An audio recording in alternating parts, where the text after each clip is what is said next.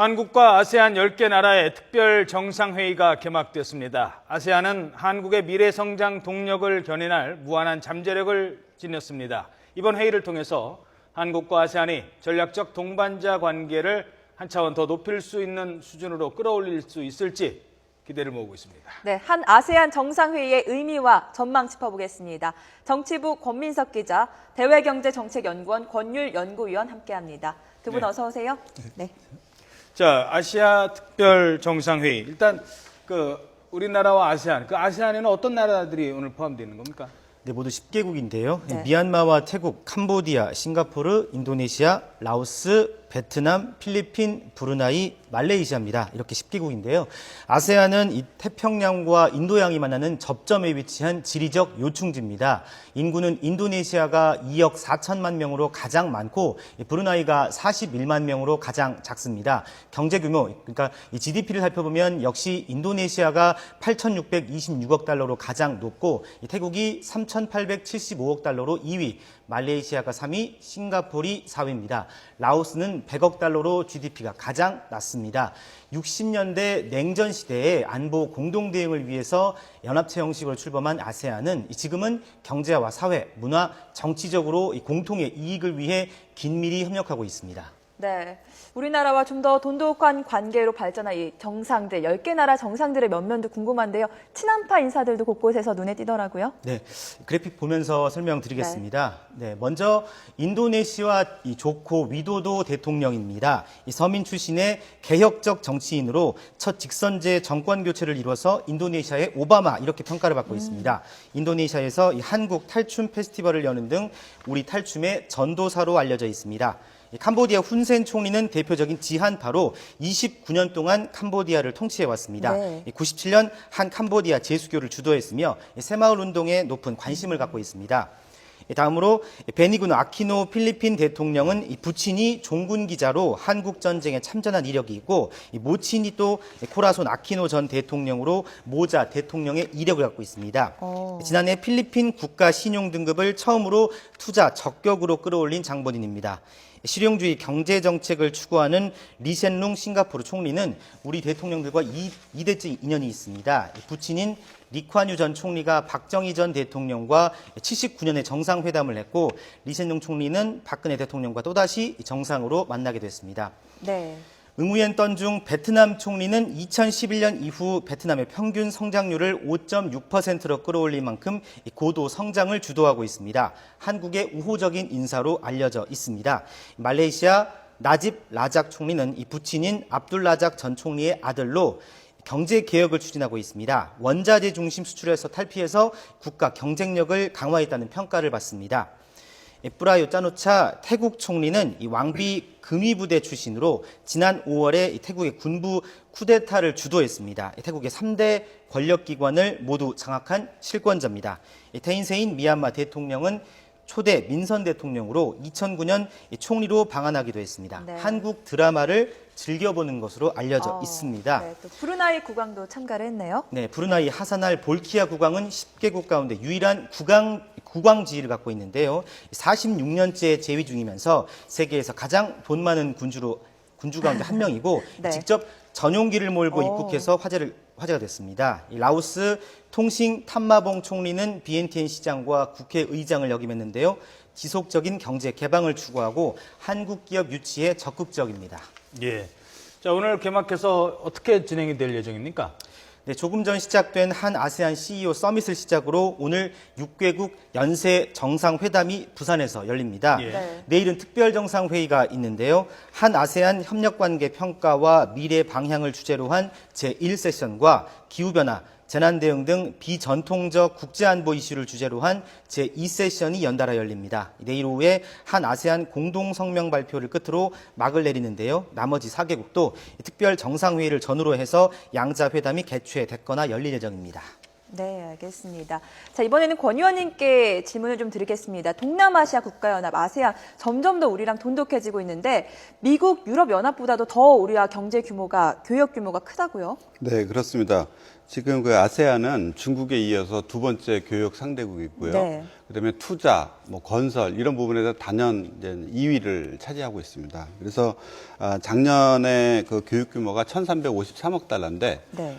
흑자가 한 287억 달러가 났습니다. 그래서 한마디로 얘기해서 황금알을 낳는 거위다. 새로운 그 아시아 시장에 아주 선두주자로 지금 나서고 있습니다. 그래서 지금 그 아세안과 중국에 이은 그 아세안이 이제 2위의 교육 파트너로 되면서 네. 이제 그 주요 원인은 이제 투자를 많이 하기 때문입니다. 그래서 우리나라가 매년 한 40억 달러 정도 투자를 하고 있고요. 아세안 네. 국가 네. 정들이요. 그리고 이제 베트남, 싱가포르, 말레이시아 이런 국가들의 건설 붐이 일어나면서 각 나라마다 한 40억 정도의 어떤 건설 수주를 하면서 지금 전체적으로는 한 130억 달러 정도를 수주해서 중동에 이어서 주요한 건설 시장이다. 이렇게 이제 말씀드릴 수 있겠습니다. 예. 이 또 성장 잠재력을 봐도 아세안이 우리에게는 큰 시장 아니겠습니까? 어떻습니까? 네, 아세안 10개국 말 그대로 정말 무서운 성장세라고 할 수 있습니다. 인구를 보면 6억 3,600만 명, 그리고 GDP만 해도 2조 3,800억 달러에 이르는데요. 이 인구와 경제 예상 성장치가 더 무섭습니다. 2017년이 되면 GDP는 3조 8천억 달러에 이르고 인구가 6억 6천만 명에 달합니다. 1인당 GDP도 5,700달러를 넘어설 것으로 전망이 되고 있습니다. 최근 10년 동안 한국과 아세안의 교역 성장률이 평균 7%대입니다. 네. 정부는 이 추세라면 2020년에 교역액이 2천억 달러, 2030년에 3천억 달러에 이를 것으로 내다보고 있습니다. 네, 이렇게 교역 규모뿐만 아니라 지정학적으로 봐도 의미가 참 남다른데요. 아시아와 태평양을 연결하는 그 전략적 요충지에 있는 거잖아요. 네, 그렇습니다. 그래서 아세안은 이제는 중국의 한 13억 시장, 인도의 한 10억 시장의 중간 부분에 있기 때문에 굉장히 네. 전략적 요충지이고요. 그다음에 지금 현재 그 아세안이 이제 추구하는 것은 아시아 경제 통합의 이제 허브 역할, 중심축 역할을 하겠다. 그래서 이제 아세안이 중심이 돼서 네. 아세안 플러스 3, 그래서 한중일이 이제 동북아 국가들과 협력을 하고 또 이제 호주나 인도, 뭐 뉴질랜드 국가를 포함해서 아세안 플러스 6. 그러니까 이제 굉장히 중요한 대화 협의체가 발전될 수 되니까 있는 거군요. 미국, 러시아도 이제는 참여를 하겠다. 네. 그래서 이제 그 동아시아 정상회의에 이어서 미국, 러시아까지 포함되는 아세안 플러스 8 이래서 다양한 그 경제 통합의 중심적인 역할을 하고 있다. 그런 맥락에서 이제 굉장히 중요한 시장이고 네. 이 인구 규모가 중남미보다 더 큽니다. 중남미를 다 합쳐도 한 5억 한 4, 5천만 명 정도 되는데 지금 6억을 넘어섰고요.